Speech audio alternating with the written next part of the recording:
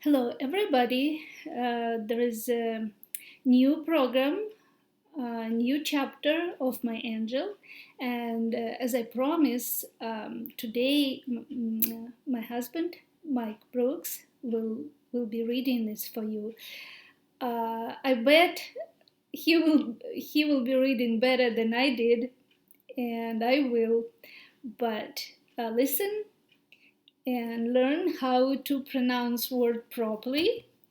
There's some Russian words, Russian name, he might be, a little confused or something. As well as we confused about American's name and American slangs.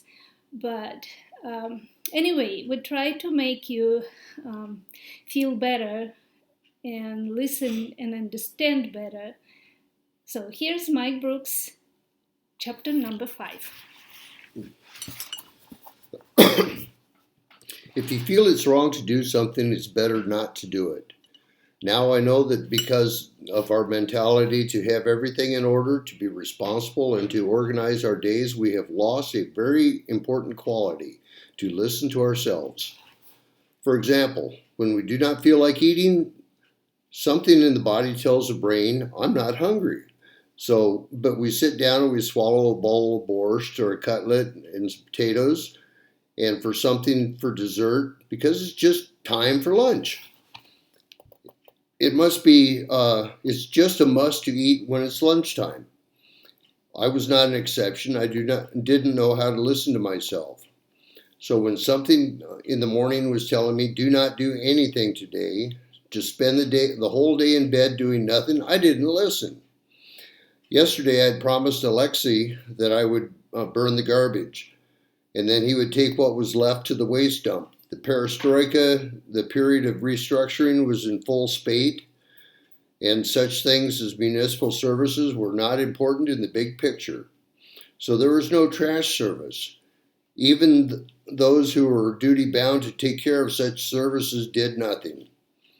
How could they know when such global issues as rebuilding is being resolved? People were to think about the common goal of better tomorrows and deal with the trash themselves in their backyards.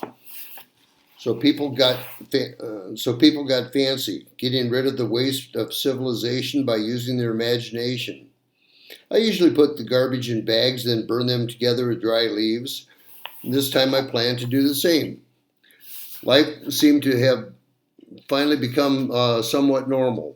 Sure, with Alexei, we lived as in the American joke. My wife and I sleep in different beds. I sleep in New York and she sleeps in Michigan. We'd slept in different rooms. He went to work. He came home on time. We didn't talk about what happened. We avoided eye contact. Perhaps we shouldn't have. Maybe if I'd looked deeply in his eyes, I would have seen something so terrifying that it would have made me run as far away as possible. Regardless of all the forebodings, I got down to managing the trash. Volvo was home on school holidays, so he was helping me. There's one more detail worth mentioning. A local priest from the village church was invited for lunch today. I met him in the courtyard of my neighbor and wanted to ask for advice and God's blessing. But somehow, instead of cooking a nice meal for my guest, I was working in the backyard because I told Alexei that I would. This priest was the organizer of the demolition of Lenin's monument, which, as expected, used to bristle in the center of the village in front of the village council house. Everyone knew that Lenin was against religion and against church. He wrote many articles and books on the struggle against the opium of the people. By his order, a considerable number of churches, many of which were works of art, were destroyed. Father Ilarion followed in the footsteps of the leader of the proletariat. He was trying to destroy the very idea of Lenin and Lenin himself, embodiment in the granite sculpture. So he was kind of a warrior for the bright future, keeping pace with the times, fighting for the implementation of the ideas of perestroika. At those times, the whole country was eagerly At those times, the whole country eagerly took up the rebuilding idea, the demolition of monuments, the changing of street names, even the names of entire cities. Big sums of money were spent on this, money that was taken from the salaries of teachers, doctors, and other workers. One morning, the village of Chervona Sloboda woke up and all the communist monuments were gone. Every single one. It soon became clear whose work that was, and Father Ilarion was arrested as a political offender. He stayed in the bullpen for 3 days and was very proud to add this to his political past. People reached out to him, and consequently, the prestige and the well-being of the Chervona Sloboda Church quickly went up in the world, and consequently, Father Ilarion's career.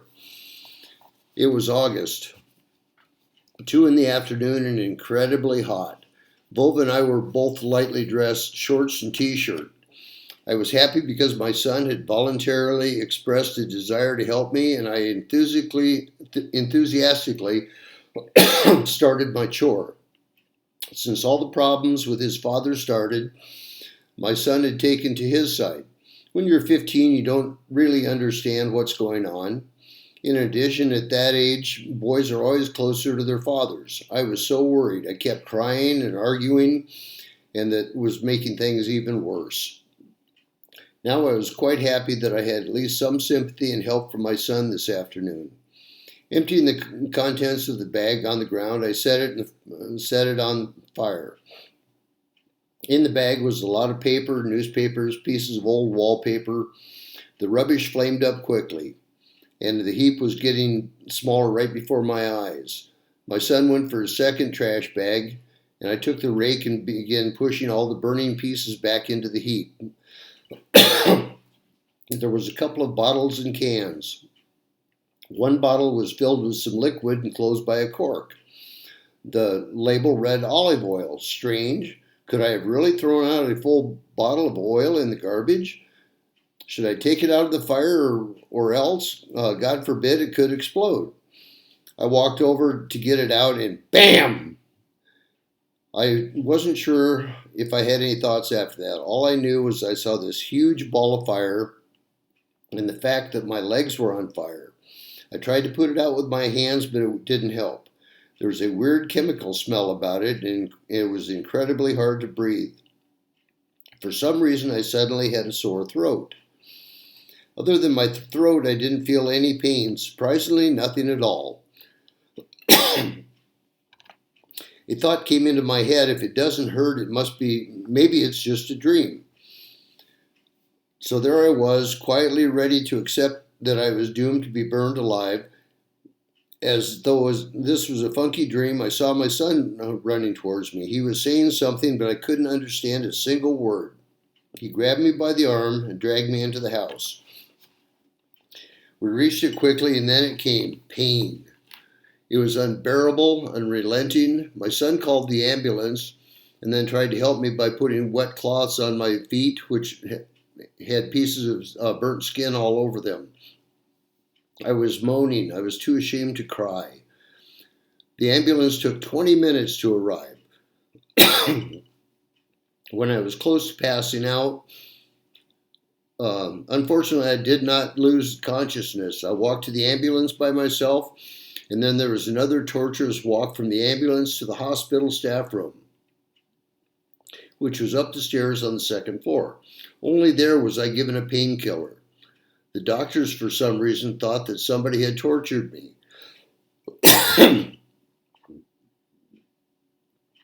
I was trying to explain how everything had happened, but because of the terrible pain and drugs, my consciousness refused to obey me. The last thing I thought of before switching off was, thank God at that moment my son was there for some more trash and wasn't near me. Thanks be to God.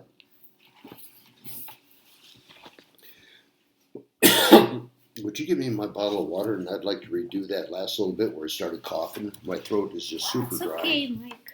People are coughing. Let me finish, and I will give you. Okay, I'll give you a bottle of water. And I would like to redo that last part if possible. No, it's not. You can't back it up and then I can pick No, up? no. Or you do whole thing, or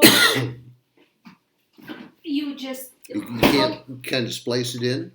hold a little bit and I'll finish, shut it down, and then okay.